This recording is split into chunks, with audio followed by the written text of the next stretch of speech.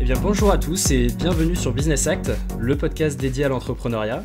Si tu souhaites créer ou développer ton entreprise ou tout simplement t'inspirer de l'histoire d'entrepreneurs, eh bien tu es au bon endroit. Aujourd'hui, j'ai le plaisir de recevoir Philippe Béja, qui est entrepreneur depuis qu'il a 18 ans. Il a eu l'occasion de travailler dans des domaines très variés, l'événementiel, les travaux publics, l'aquabiking. Et ce que j'ai beaucoup apprécié du coup chez lui, c'est qu'il a su digitaliser des secteurs qui sont plus traditionnels. Il a pu vivre à la fois les hauts et les bas de l'entrepreneuriat, il pourra nous en parler. Et c'est pour ça que je voulais te le présenter aujourd'hui. Donc Philippe, bonjour et merci beaucoup de pouvoir être avec nous. Bonjour à tous, merci à toi de m'avoir contacté pour parler un petit peu de l'entrepreneuriat, de ses hauts et de ses bas. Et voilà, bonjour à tous. Avec plaisir. Alors on va rentrer directement dans le vif du sujet. Est-ce que tu peux nous parler rapidement de ton parcours, de ce que tu as eu l'occasion de faire et de ce que tu fais aujourd'hui? Oui, donc tu l'as très bien dit en présentation, je suis chef d'entreprise depuis l'âge de 18 ans et dans différents domaines. Donc, un dans la partie événementielle, j'organisais des soirées. La deuxième domaine, c'était dans les travaux publics, qui était aussi une expertise que j'avais au fur et à mesure acquise. Et donc, j'ai ouvert ma boîte dans les travaux publics et depuis 15 ans, je suis dans le monde du fitness et de la remise en forme. Et c'est pour cela que j'ai ouvert une salle de fitness et maintenant une salle d'aquabiking. Est-ce que tu peux nous donner quelques chiffres sur cette salle? Alors sur la salle actuelle, on a à peu près plus de 2200 clients.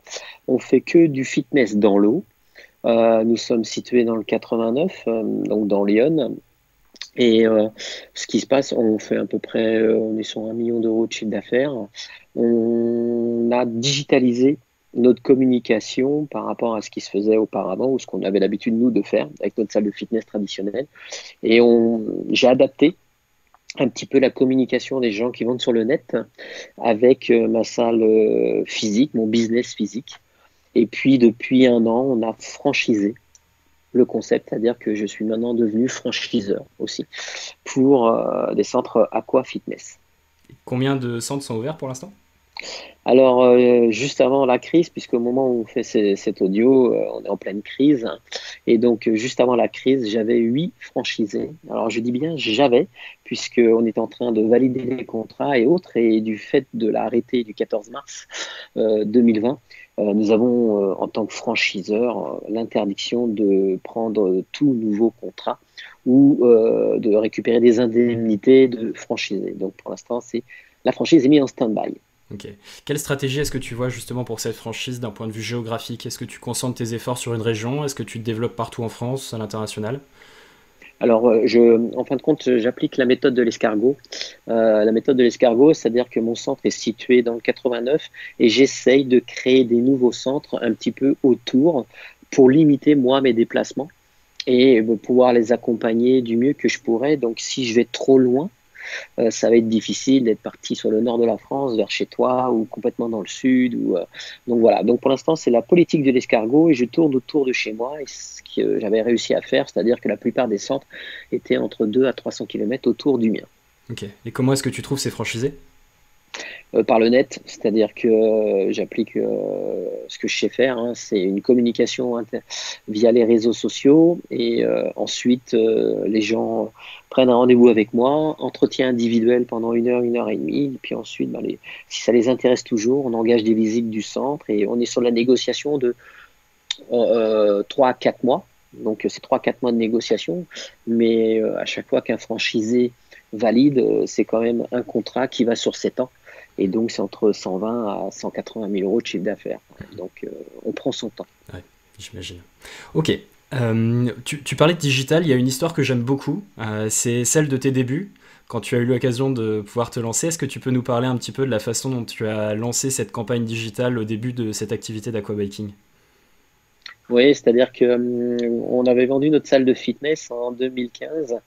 Et ma femme voulait ouvrir de nouveau un centre dans notre région, celle où sa ville natale, dans le 89 à Sens. Et je dis OK, je veux bien ouvrir un nouveau centre, mais vu la concurrence, il va falloir qu'on se démarque au niveau de notre communication. Et je suis tombé sur quelques marketeurs, dont un que l'on connaît très bien, Alex Roth. Et donc, j'ai regardé un petit peu ce qu'il faisait. J'ai dit, tiens, faudrait qu'on fasse une vidéo, mais une vidéo un petit peu sur le thème de l'humour pour capter l'attention dans notre ville, pour que les gens se disent, tiens, mais qu'est-ce qui arrive chez nous? Et c'est ce qu'on a fait. On a fait une parodie des Baudins, c'était Lulu et Kiki font de l'aquaponie.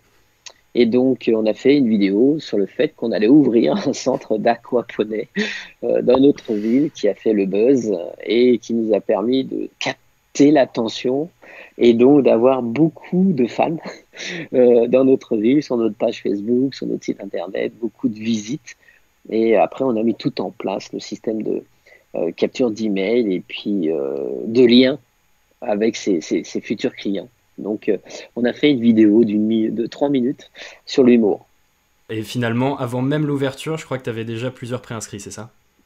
C'est ça, c'est-à-dire que on avait 4 mois de travaux, donc on avait eu 4 mois où cette vidéo tournait sur les réseaux sociaux un petit peu partout. Elle a été partagée, on a fait des dizaines de milliers de vues. Et on avait à l'ouverture presque déjà plus de 800 clients. Et à l'heure actuelle, donc du coup, tu es encore beaucoup sur le format vidéo. Comment est-ce que tu fonctionnes d'un point de vue digital sur tes opérations, une prochaine opération que tu as en tête ou autre? On est sur une nouvelle enseigne. Donc, on est en train de développer une nouvelle enseigne qui va être du coaching individuel. Donc, elle va s'appeler Dynamic Coach. Mon centre actuellement s'appelle Dynamic Aqua. Et donc là, ça va être Dynamic Coach. Et notre moyen de communication reste la vidéo. Donc avec des vidéos témoignages de personnes qui ont déjà eu des résultats, donc ce qu'on appelle nous un petit peu cette force de réussite et de résultats qui nous permet de communiquer sur notre produit, des emails automatiques, communication réseaux sociaux, Facebook et autres, Messenger, les robots mini-chat. J'utilise quasiment tous les outils qui peuvent exister pour promouvoir une nouvelle activité ou une enseigne. Un exemple pour ma franchise. Pour promouvoir ma franchise, c'est une masterclass qui tourne en permanence sur les réseaux sociaux. Ok. Est-ce que tu peux nous parler un peu des outils justement que tu utilises au quotidien, des outils que tu as l'habitude d'utiliser ou que tu as utilisés? Alors moi j'utilise des autorépondeurs, donc en ce moment j'ai un autorépondeur qui est SG autorépondeur sur un centre. J'en ai un autre qui est GetRéponse. J'en ai un autre qui ensuite j'ai You Can Book Me pour la prise de rendez-vous pour mes franchisés, ClickFunnels pour les pages de vente. Voilà, le traditionnel. Je travaille aussi avec Volfeo. Je suis pas fermé à plusieurs outils. Donc aussi ManyChat, donc les robots sur Messenger. Je travaille aussi avec WhatsApp énormément. Quoi d'autre? Zoom. Je fais aussi du coaching d'entreprise, de patron d'entreprise. Donc, j'ai un mastermind, donc j'anime aussi par l'intermédiaire de Zoom.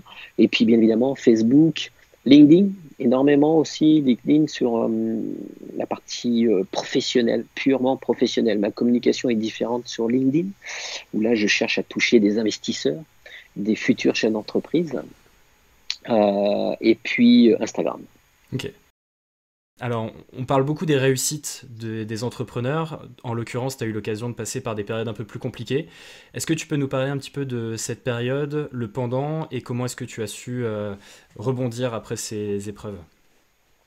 Ouais, donc c'est-à-dire que comme beaucoup de chefs d'entreprise, j'ai connu des dépôts de bilan.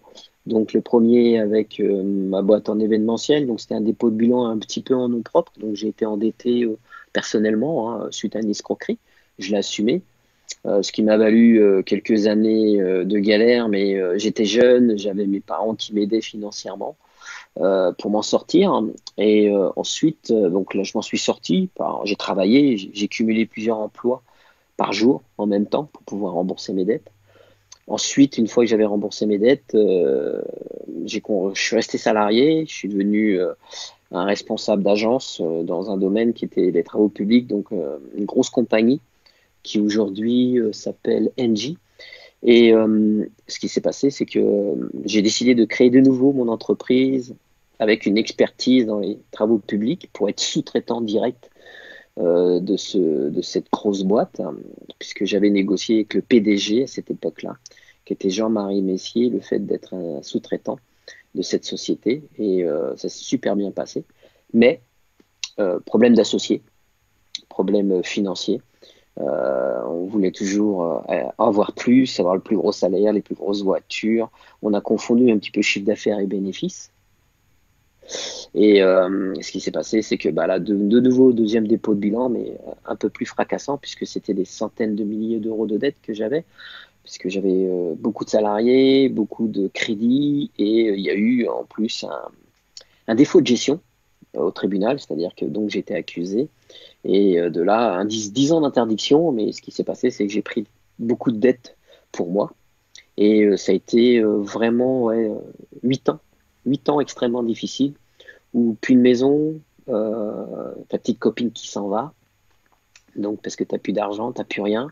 Donc j'ai changé de département, changé de nom, moi pas de nom, mais j'avais un prénom, et plus rien, plus le droit d'être salarié, parce que sinon les huissiers te prenaient tout. Donc ouais, j'ai bien connu la misère, hein. Pourquoi? Parce que j'avais plus rien pour manger, pour vivre, et pour me loger. Donc j'ai logé chez une copine, chez une amie, ensuite dans une voiture. Et puis ce qui m'a aidé, c'est que cette amie, au tout début, quand je logeais chez elle, m'a payé mon premier abonnement dans une salle de sport. Et je faisais 4 à 5 heures de sport tous les jours pour pouvoir évacuer un petit peu ce mauvais mindset que j'avais, parce que j'avais un mindset très négatif, hein. Pour moi, j'étais un loser. Et donc, j'ai fait du sport, du sport, du sport. Puis je me suis passionné par ce métier. Et j'ai commencé à progresser, à apprendre, et sur le tas, jusqu'au jour, dans cette salle de sport, j'ai rencontré ma future femme, qui, elle, a pas fait très attention de savoir d'où je venais, qui j'étais, de toutes les dettes que j'avais. Et pendant 2 ans et demi, elle voulait absolument qu'on construise quelque chose ensemble. J'ai, pendant 2 ans et demi, refusé de construire quelque chose avec elle, du fait que j'avais énormément de dettes. On avait 10 ans d'écart au niveau de l'âge, donc je voulais pas la pénaliser dans sa vie à cause de mes bêtises. Et puis, ce qui s'est passé, c'est qu'à un moment donné, elle en a quasiment eu rien à faire. Et elle a acheté une maison, un mobil-home, c'était un petit mobil-home résidentiel. Puis elle m'a dit, au lieu de dormir dans ta voiture, tu viens dormir chez moi. Puis c'est comme ça. En gros, c'est l'amour qui m'a aidé. C'est l'amour qui a fait en sorte que je m'en sorte. Une personne qui croit en toi, une personne qui a de nouveau confiance en toi et qui te donne cette chance de pouvoir te reconstruire. Ah, c'est une belle histoire, et t'es toujours avec elle. Et je suis toujours avec elle, et c'est grâce à elle qu'on a ouvert notre premier centre de fitness, puisque pour l'ouvrir, elle voulait absolument qu'on vive de cette passion commune. Et donc pour l'ouvrir, elle a vendu sa maison, sa voiture, puisque moi j'étais blacklisté au niveau des banques, pour qu'on ait un apport. Et j'avais la chance aussi d'avoir travaillé dans le bâtiment et avec mon père. Et donc j'ai fait tous les travaux de notre première salle de fitness avec le minimum, le peu d'argent qu'on avait. Et puis on a ouvert le 1er janvier, le 2 janvier 2012, notre première salle de sport, qui a super bien marché, qui a fait un carton, et ça nous a relancé. Ça m'a relancé grâce à elle, quoi. Et en l'occurrence, est-ce qu'elle travaille du coup maintenant avec toi? Est-ce qu'elle a un Tout le temps, emploi Ouais, tout le c'est... temps. On est en binôme depuis le début. Moi, je m'occupe de la partie marketing, communication, développement, et elle s'occupe vraiment de la partie management, exploitation. Ok. Donc, elle est vraiment dans l'exploitation, elle gère les équipes, qui est, je dis toujours, il faut travailler dans sa zone d'excellence. La zone d'excellence, moi, c'est créer, développer, communiquer. Et elle, sa zone d'excellence, c'est gérer les gens, être proche d'eux, la relation clientèle. Mhm. Et tu vois, aujourd'hui, c'est très bien, puisque en période de crise actuellement, on a de nombreux messages de nos clients qui nous soutiennent dans cette période difficile. Et je pense que c'est beaucoup lié à elle, parce qu'elle a créé une relation avec nos clients qui est très forte. Et c'est important. Ouais, complètement. Alors, je reviens par rapport à ça. En fait, c'est vrai qu'au niveau des aides et ainsi de suite, il y a pas mal de choses qui sont mises en place. On parle beaucoup de prêts sans caution personnelle, de choses comme ça. Là, en l'occurrence, bon, effectivement, c'était un problème de gestion. Si jamais il y avait des choses à modifier, qu'est-ce que tu changerais? Déjà, je dis toujours quand on est gérant, président d'une entreprise, on est responsable. On est responsable de tout le fonctionnement de son entreprise, même si on délègue à des amis ou à des personnes. Moi, j'avais commis l'erreur de déléguer à mes meilleurs amis qui étaient associés et sans contrôler. Donc aujourd'hui, je délègue, mais je contrôle. Et c'est une des premières erreurs que j'ai faites. Ensuite, de ne pas suivre suffisamment mes chiffres. Voilà, chiffre d'affaires, mes charges. Et maintenant, je suis systématiquement, j'ai sur des tableaux, je mesure, je mesure tout. Je mets en place des objectifs. C'est-à-dire que c'est ce que je ne faisais pas. Je mettais avant dans mes entreprises des objectifs comme ça. Tiens, ce serait bien qu'on fasse tant de chiffre d'affaires. Tandis que là, non. Je mets le chiffre d'affaires que je souhaite faire, mais en même temps, je mets le comment on va atteindre ce chiffre d'affaires. C'est-à-dire toute une procédure, la communication, comment il faut communiquer, combien de personnes qu'il faut qu'on touche. Voilà, je mesure tout aujourd'hui dans mon entreprise. Est-ce que à l'heure actuelle, tu arrives à différencier pro et perso? Quelles limites est-ce que tu fais à ce niveau-là? Alors oui, bon, tu vois, puisqu'on est en confinement, tous les matins on travaille en pro avec ma femme Sophie. C'est l'administratif tous les matins. Et puis l'après-midi, alors je fais quelques calls, hein, toi, entre autres avec toi ou avec des gens que j'ai en coaching. Et puis ensuite, vers 16-17 heures, je décroche pour m'occuper un petit peu de ma fille. On a la chance d'être à la campagne, d'être dans le jardin, de jouer un peu avec elle, parce que le confinement pour les enfants, c'est pas facile non plus. Il faut se libérer un peu l'esprit parce que c'est difficile pour eux, ils sont inquiets, hein, normal. Ils le montrent pas, mais ma fille, elle a 10 ans, je sens qu'elle est un petit peu stressée, savoir ce que ça va donner, quand est-ce qu'elle va reprendre l'école, si elle va avoir des vacances ou pas. Donc ben voilà, on a un programme comme si on était au travail. Et Ok, on essaye de s'y tenir ouais. Le mieux qu'on peut. du mieux qu'on peut, c'est pas évident. Ouais. D'une façon générale, est-ce que tu as mis en place certaines routines? Oui, tu parles. Alors, routine matinale, routine du soir, des choses qui permettent Ouais, pour toi d'être plus efficace. Est-ce que tu te lèves tôt? Est-ce que tu lis? Est-ce oui, que... je suis un lève tôt. Moi, je me lève très tôt, hein, je garde toujours le système où je me lève vers 6h30 du matin. Et donc, systématiquement, vers 7 heures du matin, je suis déjà devant mon ordinateur. J'analyse les chiffres, justement. Je regarde un petit peu ce qu'ils ont fait la veille ou au niveau du chiffre d'affaires. Et puis, je projette ça sur mon tableau. Je regarde mes emails. Je trie les emails les plus importants. J'élabore ma communication, c'est-à-dire je regarde un petit peu si j'ai des choses à publier sur différents réseaux sociaux. Donc, je mets en place ça. Et puis, ensuite, je passe à mode exploitation toute la matinée. Voilà. Donc c'est un petit peu, je travaille comme ça et je suis vraiment organisé. Ouais, j'ai vraiment ma routine. Mhm. Ok. Est-ce que tu dirais que tu es un grand lecteur? Est-ce que tu lis beaucoup? Est-ce que tu écoutes des podcasts? Comment est-ce que tu apprends de nouvelles choses? Ça fait partie de ma routine. Le soir, entre 19 et 20 heures, je lis. Ok. Voilà, je me suis imposé 19-20 heures lecture. J'écoute des podcasts quand je suis en voiture, beaucoup. Ok. Est-ce qu'il y a un livre qui t'a particulièrement marqué au cours de ces dernières années? J'en ai plusieurs. En ce moment, je suis sur l'autoroute du millionnaire, donc qui est assez intéressant. Mhm. J'en ai un autre que j'ai relu, Confiance illimitée, plusieurs reprises, qui est dans le développement personnel, qui est de Franck Nicolas. Mhm. Je lis pas mal, j'ai lu aussi Max Piccinini, Mhm. La puissance maximum. Oui, ouais, ça fait partie de ces livres-là. Il y en a d'autres, hein. Je lis aussi Entrepreneur libre de Sébastien Knight. Oui, je lis régulièrement des livres, c'est selon la période et le moment. Et selon ce qu'on me propose, c'est-à-dire si j'ai des amis qui disent, tiens, est-ce que tu as vu tel livre? Ah ouais, tiens, non, je ne l'ai pas lu, je vais le lire. Ok. Qu'est-ce que tu fais au quotidien et qui pourrait expliquer la réussite que tu as aujourd'hui? Qu'est-ce que je fais au quotidien? Je suis rigoureux, la rigueur. Souvent, mon entourage me dit, waouh, mais qu'est-ce que t'es dur. Mais je suis dur et rigoureux, c'est-à-dire que j'essaye d'anticiper le plus possible, le plus possible. J'anticipe énormément. Et je suis aussi un grand rêveur. Je m'autorise de rêver grand. C'est-à-dire, tu mets de la rigueur dans ton business actuellement, c'est-à-dire aujourd'hui, qu'est-ce que tu peux faire qui va avoir un impact sur ton chiffre d'affaires la semaine prochaine, le mois prochain.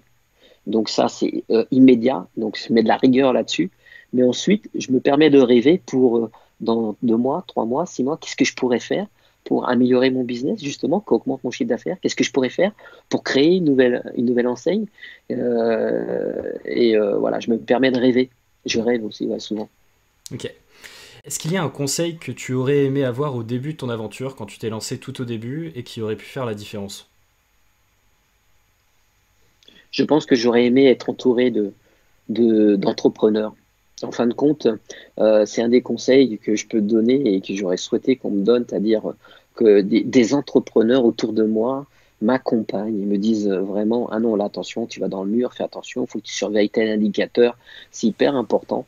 Et moi, c'est le conseil que je donne à des entrepreneurs, à des gens qui se lancent, même sur le net.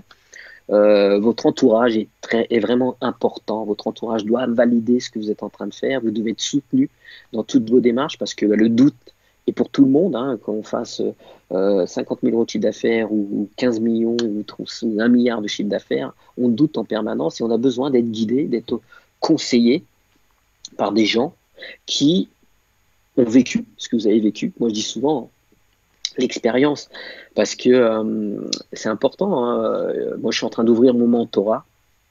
Pourquoi? Parce que j'ai énormément de personnes qui m'ont dit ouais, tu es un mentor pour moi, tu es un mentor, tu es un mentor. Pourquoi? Parce que tu as vécu, ce que tu as traversé, ce que tu es en train de faire, c'est ce que j'aimerais faire. Et bien, c'est ça qu'il faut faire. C'est-à-dire qu'on doit s'entourer des personnes qui peuvent nous conseiller, mais tout simplement parce que ils ont peut-être monté une société, ils ont peut-être fait la même chose que vous, et ils ont réussi. Et donc, il faut s'en inspirer. Il ne faut pas les copier, mais il faut s'en inspirer. Complètement. On dit souvent qu'on est la somme des 5 personnes qui nous entourent le plus. C'est exactement ça. C'est vraiment la nécessité de bien s'entourer pour vraiment se développer et aller plus vite aussi. Ouais. C'est ça, toujours. Et puis, j'ai une grande force, c'est que je me remets en question tout le temps. Je me remets en question tout le temps. C'est-à-dire que ce que je pense aujourd'hui, si je croise une personne demain qui me dit c'est n'importe quoi, je vais lui poser des questions. Mais pourquoi tu me dis c'est n'importe quoi? Pourquoi faudrait que je fasse ça? Pourquoi hein? Et je vais me remettre en question. Me dire, ah, il y a une chose qui est intéressante dans ce qu'il vient de me dire. Je le prends, je le mets dans mon business. C'est ce que je fais beaucoup avec mes clients. Souvent, quand on démarre un concept, quand on démarre un produit, je demande à mes clients de se lâcher, de critiquer, pour qu'on puisse justement améliorer ce produit, améliorer ce concept, améliorer la prestation. Genre, j'envoie un sondage. Qu'est-ce qui vous plairait, qu'est-ce qui ne va pas, et ça me permet d'avoir des critiques constructives et de pouvoir être réactif. Je suis très réactif aussi. Ça fait partie aussi de. Je suis très réactif. Je passe à l'action très très vite. C'est aussi une de mes forces, c'est-à-dire que la rigueur, mais pourquoi je suis rigoureux? C'est parce que je passe à l'action très vite. Aujourd'hui, tu peux me dire quelque chose qui va être très intéressant, je vais l'appliquer avant la fin de la journée ou demain matin ou plus tard. Peut-être que ceux qui entendent cet audio se disent ouais, moi aussi j'aimerais bien faire ça, j'aimerais bien lancer mon business, j'aimerais bien me mettre à mon compte. Mais entre j'aimerais et je fais, il y a une grosse différence. C'est j'aimerais, tu vas pouvoir aimer ça pendant 10 ans, tu vas répéter ces phrases-là. Alors que non, c'est je fais, je teste tout de suite. Ça marche pas, tant pis, c'est pas grave, j'améliore. Ça fonctionne, tant mieux. Complètement. Comment est-ce que tu te vois dans 5 ans? Dans 5 ans, je pense que j'aurais revu complètement mes business, justement par rapport à l'évolution du marché. Dans 5 ans, je pense que avec ma femme, on pourra se permettre de déléguer beaucoup plus de tâches. On pourra déléguer nos différentes activités pour pouvoir se reposer un peu. Ouais, dans 5 ans, je pense que je vais attaquer cette phase délégation et plus me concentrer sur la créativité, être à 100% créatif. J'adorerais passer mon temps à créer. Ok. Est-ce que tu aurais un dernier conseil pour ceux qui nous écoutent? Le seul et unique que je dis souvent, c'est ma méthode BTC. Voilà, ma méthode BTC, c'est bouge-toi le cul. Ok, parfait. Ça conclut bien ce podcast, c'est parfait. Un grand merci à toi en tout cas, Philippe, pour tes conseils. Et puis, je te dis à très bientôt. Merci à toi et puis à très bientôt et prends soin de toi.